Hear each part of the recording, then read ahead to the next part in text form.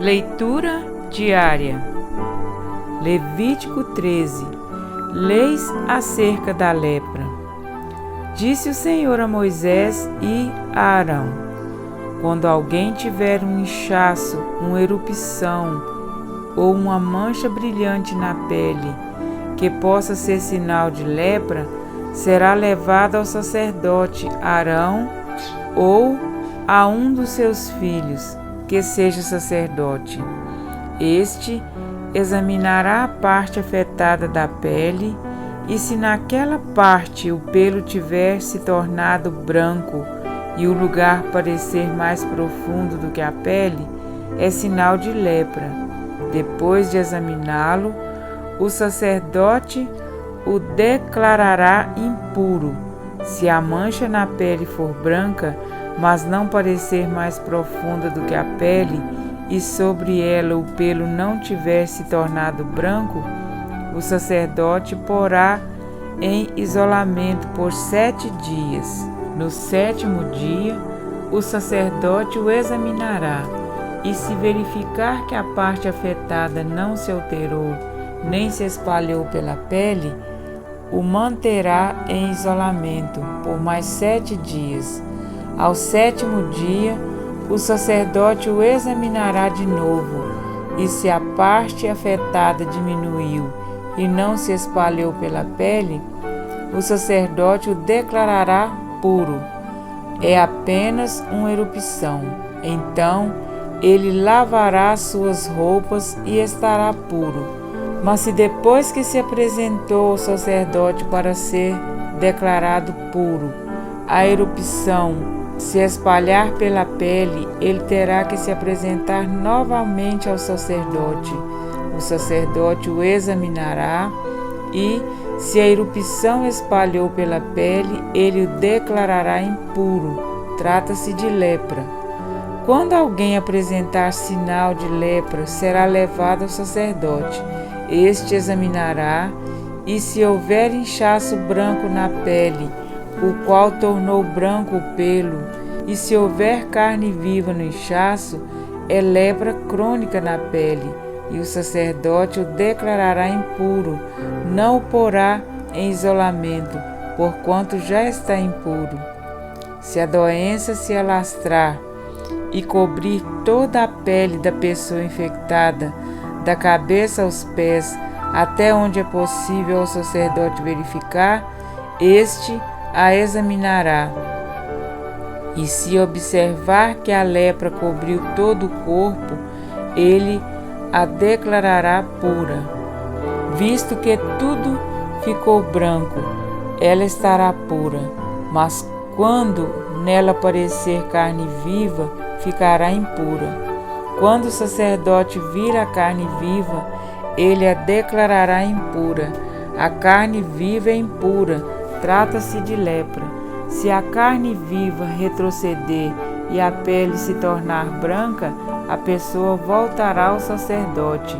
Este a examinará e, se a parte afetada se tornou branca, o sacerdote declarará pura a pessoa infectada, a qual então estará pura.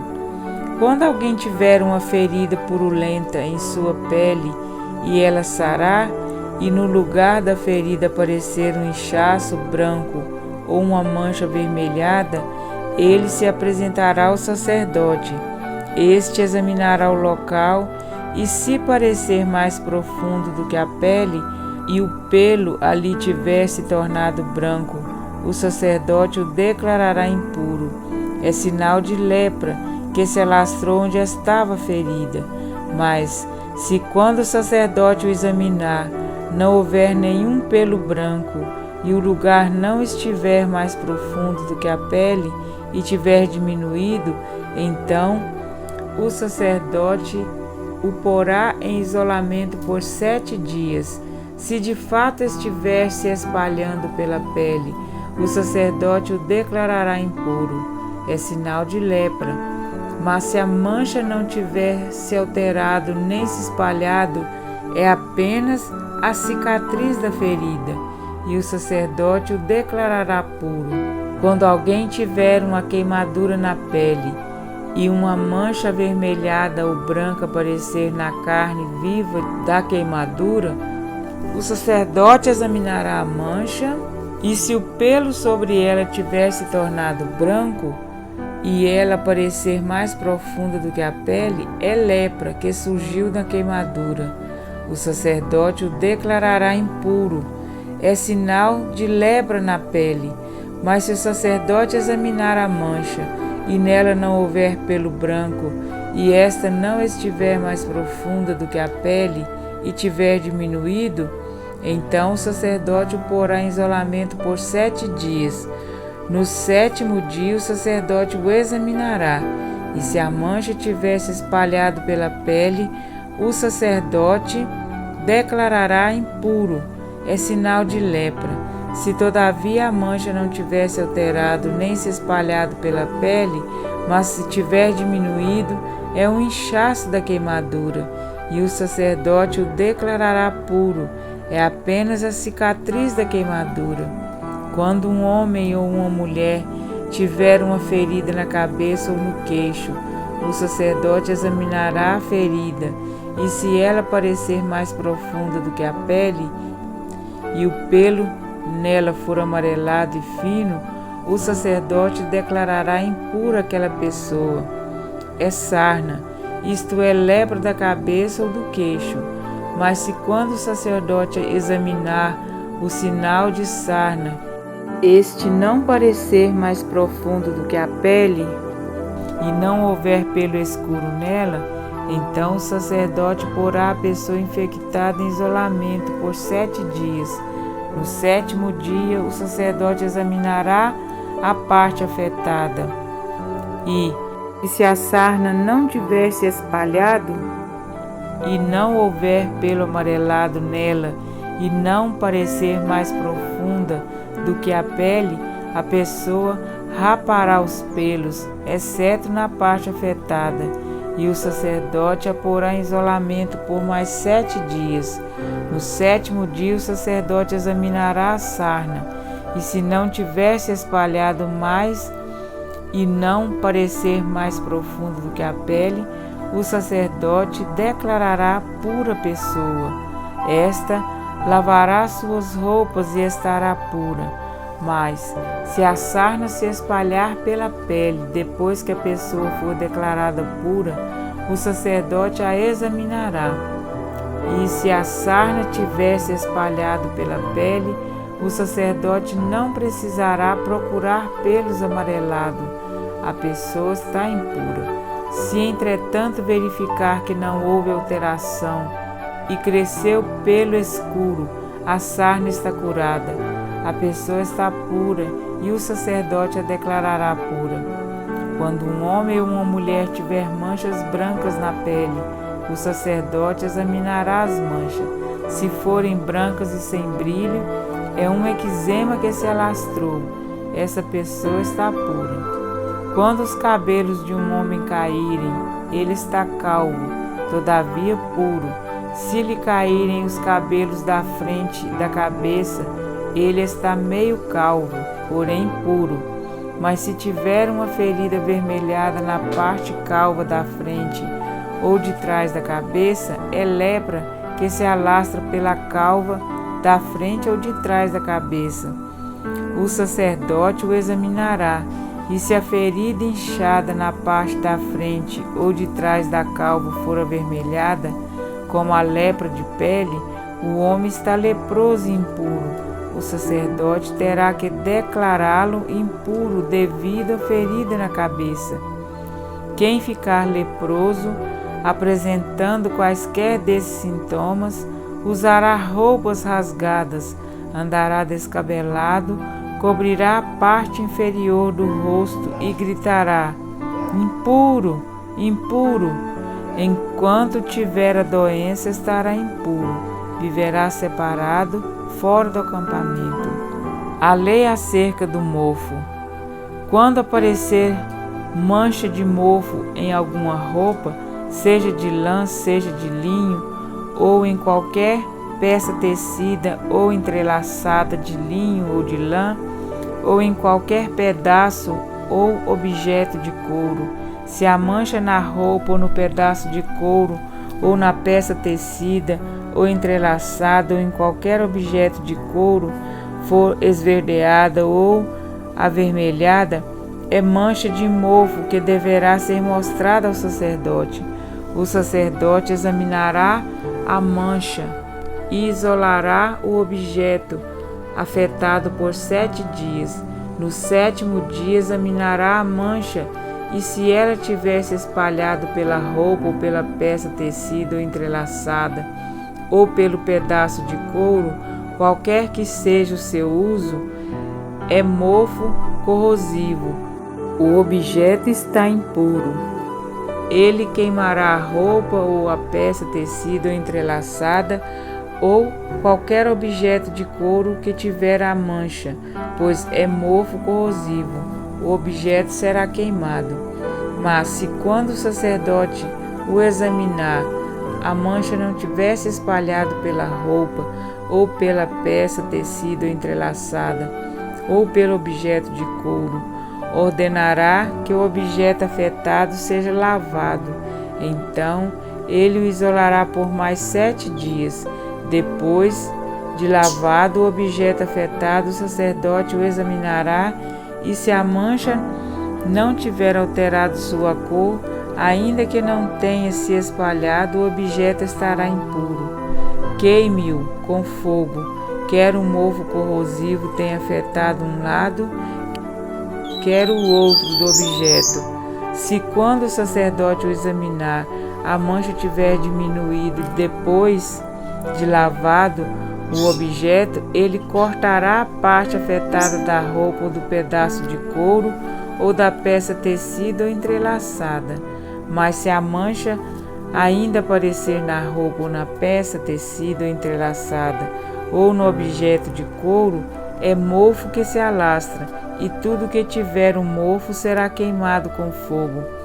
Mas se depois de lavada a mancha desaparecer da roupa ou da peça tecida ou entrelaçada ou do objeto de couro, o objeto afetado será lavado de novo, e então estará puro. Essa é a regulamentação acerca da mancha de mofo das roupas de lã ou de linho, nas peças tecidas ou entrelaçadas, ou nos objetos de couro, para que sejam declarados puros ou impuros. Amém? Para refletir. De todas as doenças ou pragas que assolavam o mundo daquela época, certamente a lepra era a mais temida. Além de ser incurável, dolorosa e humilhante, privava o doente do convívio social, sendo obrigado a habitar fora do arraial. Pensando em poupar sofrimentos desnecessários, Deus instituiu que fossem feitos exames minuciosos, a fim de que ninguém fosse declarado leproso sem a exata comprovação. Cada caso exigia um exame rigoroso, podendo incluir um período de até 14 dias de reclusão. Como se tratava de uma doença altamente contagiosa, a quarentena protegia a própria família do paciente de ser contaminada pela praga. Caso não fosse confirmada a lepra, o homem ou a mulher podiam retornar à sua casa e atividades normais. Mas caso o sacerdote confirmasse a praga, o leproso era obrigado a submeter-se à condição vexatória de proclamar de longe a sua terrível situação. Imundo, imundo! O leproso mais famoso do Antigo Testamento não foi um filho de Israel. Naamã, o capitão do exército da Síria, sofria com essa enfermidade. Mas, apesar de ser um pagão, o Senhor encontrou em Naamã um coração disposto a servi-lo. E através da menina israelita cativa e do profeta Eliseu, Naamã encontrou o caminho da cura. Ao invés de um confinamento de 7 dias, 7 mergulhos no Rio Jordão foram suficientes para que ele pudesse contemplar o poder de Deus através de sua pele renovada. Segundo a Reis 5,14. Jesus também curou muitos leprosos. Na cura dos 10 leprosos, por exemplo, ele ordenou que fossem se apresentar ao sacerdote. Porém, ainda no caminho, eles perceberam que estavam diferentes. E ao olharem para a pele limpa como a de uma criança, tiveram certeza da cura.